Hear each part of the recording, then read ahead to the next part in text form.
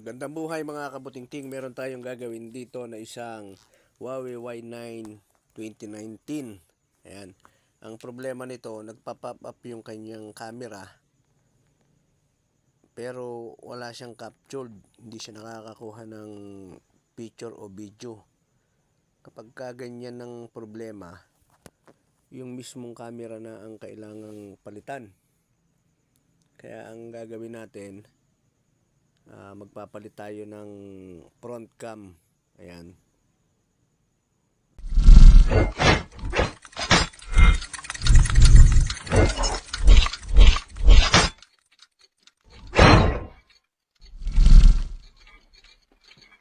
Lumalabas lang siya, pero hindi siya nakakapakuha ng picture. Ayan. Pagka ganyan, alam na natin ang problema niyan. Kahit lumalabas yung camera, wala siyang picture, blurred, ganyan, kailangan ng palitan. Unang gagawin natin, initan natin yung kanyang back cover. Magbabaklas tayo ng back cover dahil yung may mga tornilyo tayong tatanggalin. Yung board cover niya may mga tornilyo siya para matanggal natin yung mismong front cam niya at mapalitan natin ng bago. Unang gagawin, ayan o, hininita natin. Gumamit kayo ng curve, paikot. Kasi pagka nainitan yan, madali na siyang tanggalin. Ayan. Tapos, iangat nyo lang siyang ganyan. Ayan, tanggal na. Yun. Ingat lang kayo kasi yung flex nitong nakailalim, kailangan tanggalin muna natin yung tornilyo nung ating board cover para maiangat natin yung flex nung fingerprint. Ayan, tanggalin natin yung mga tornilyo. Ayan, lahat ng tornilyo itabi nyo para mamaya pagka matapos nating gawin, maibalik natin yung lahat ng tornilyo na tinanggal natin. Ayan, isandal nyo na ganyan yung board ko, yung back cover nyo para hindi mahila yung flex ng fingerprint, hindi siya masira. Ayan, ganyan ang gagawin nyo. Ayan, konti na lang yung tatanggalin natin.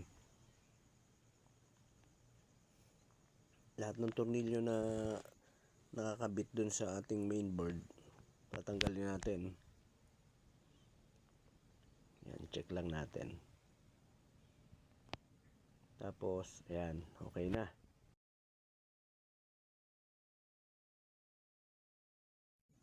Ngayon, gumamit kayo ng ayan, plastic. Iangat nyo yung baka may matamaan kayo na wala kaming pakialam!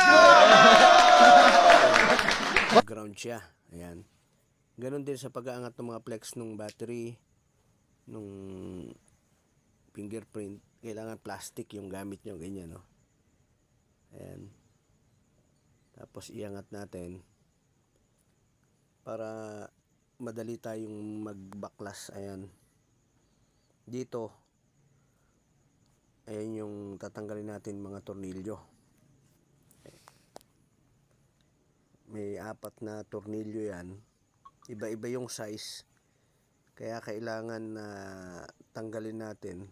Kaya linisan muna natin. May mga dumi siya. Tapos, yung tornilyo, iba-iba yung size. Kailangan tandaan nyo kung saan nyo tinanggal. Ayan. Kaya panoorin nyo mabuti para makita nyo kung paano pagtatanggal at pagkakabit ng front cam ng ginagawa nating Huawei Y9 Prime 2019. Ayan. Bago kayo gumawa doon sa mainboard, iangat nyo muna yung flex ng ating battery. para hindi siya mag-ground. Tapos magtatanggal tayo ng tornilyo para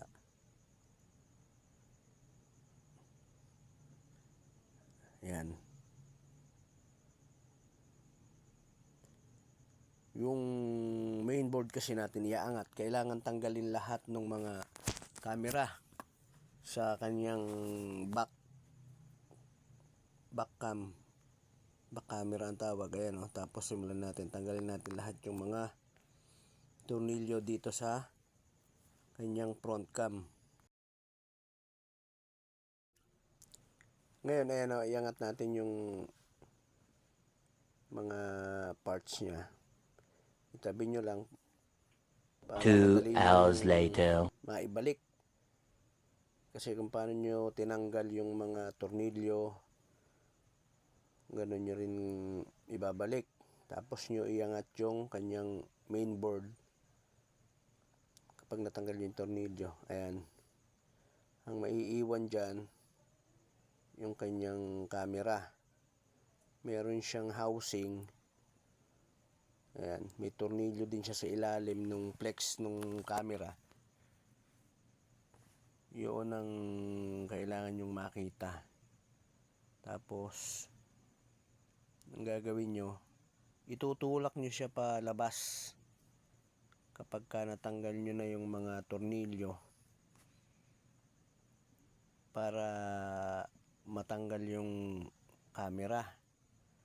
Tapos ang pagbabalik naman, ipapasok nyo rin dun siya sa pinagtanggalan.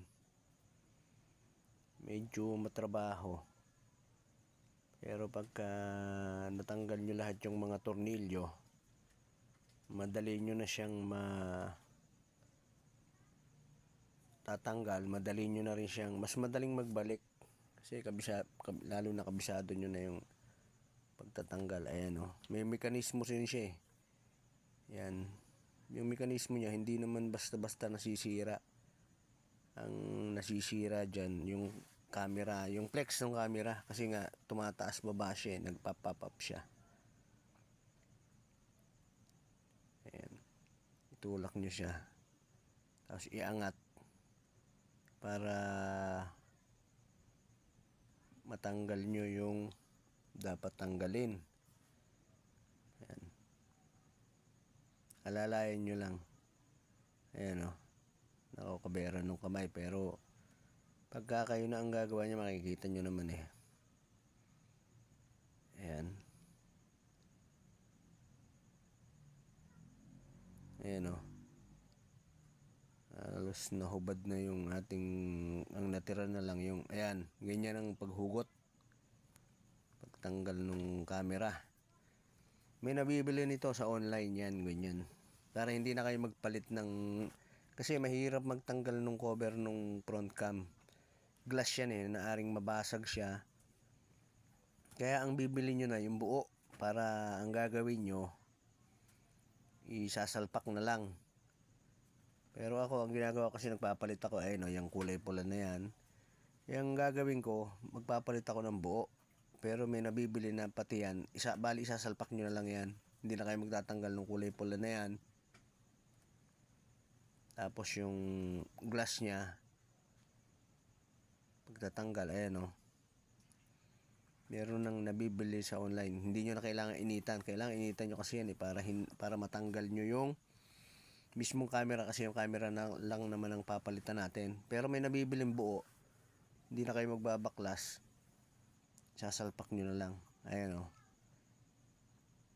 Na buo na natin. Ang pagbabalik naman yan, ganun din. Isuot nyo lang dun sa ibabaw na pinagtanggalan nyo para yan.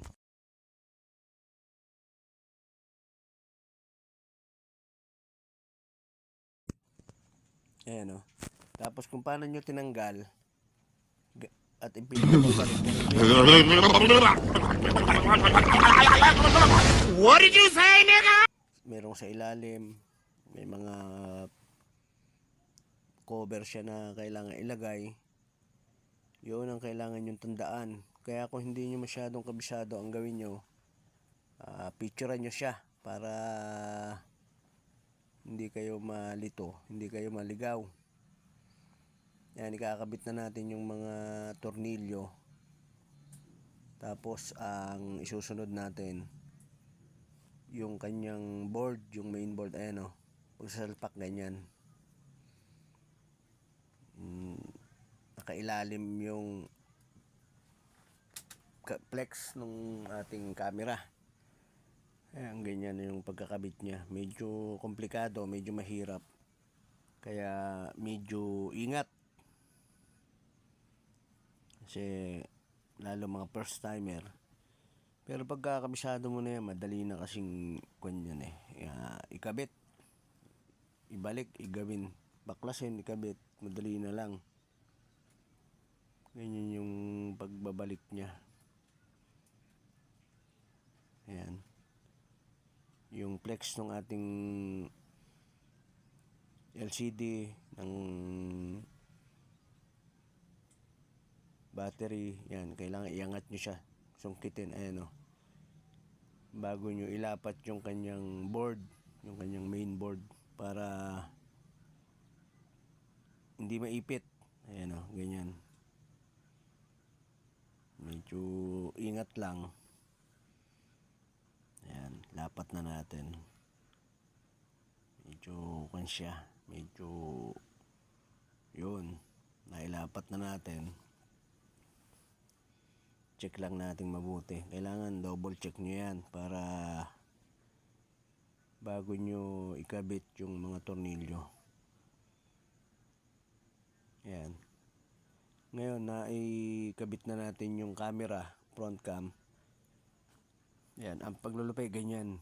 Kakabit naman natin yung flex nya, ilalapat na natin para maipix na natin. Ayan o, yung metal na tumutulak dun sa flex ng ating front cam. May tornilyo yan. Yan ang kailangan nyo. Huwag nyo kakalimutang hindi ibalik.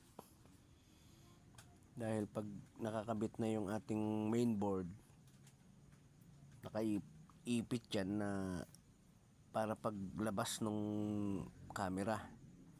Ngayon ikabit natin yung flex ng battery. Yan yung antena. Huwag nyo rin kakalimutan yan. Kasi mawawalan kayo ng signal kapag ang gamit nyo ay yung data sa SIM. Data load. Dahil yan, signal antenna ang tawag dyan. Ayan, kabit natin yung battery. Tapos isusunod natin yung kanyang board. Ayan, ilapat natin. Double check lang natin mabuti.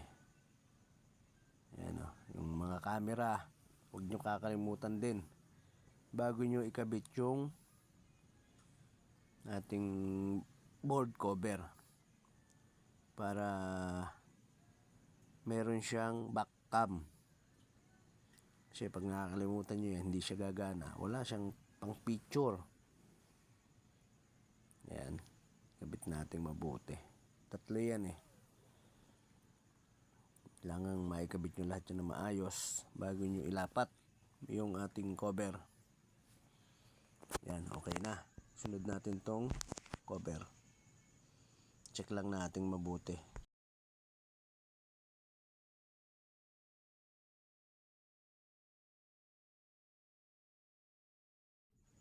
Yan, lapat natin. Tapos lahat ng tinanggal nating mga tornilyo, kailangan ibalik natin, kailangan ikabit natin. Isusunod natin yung mga tornilyo, ikabit natin isa-isa. Yung higpit niya, tamang-tama lang. Huwag masyadong mahigpit, baka naman umabot dun sa ating LCD, mabasag yung ating LCD. Yan. Kasi yung dulo niyan, likod na nung ating LCD. Kaya yung tornilyo itabi nyo kasi hindi po pwedeng mas mahaba yung ilalagay natin. Yan, kabit lang natin yung mga tornilyo. Pag naikabit natin lahat ng mga tornilyo, ang isusunod naman natin ay yung kanyang back cover. Yung back cover, lalagyan natin siya ng adhesive. Didikitan natin siya at patutuyuin natin siya ng kalahating oras. Yung iba ang ginagamit yung rubber band, yung lastiko. Tayo lalagyan natin siya ng tape. Kalahating oras nating patutuyuin. At itatry natin yung camera o na papakita ko sa inyo na okay na. Ayan, on natin. Tapos antayin natin saglit. Ayan. I-on na natin, antayin lang natin. Ayan, lumabas na yung kanyang logo na Huawei. Antayin lang natin saglit. Mabilis 2 lang naman, hours seconds lang later. naman. Pagka nag-open na siya. Bago natin ikabit yung kanyang back cover para maipakita ko sa inyo na yung pinalitan natin na front cam ay gumagana.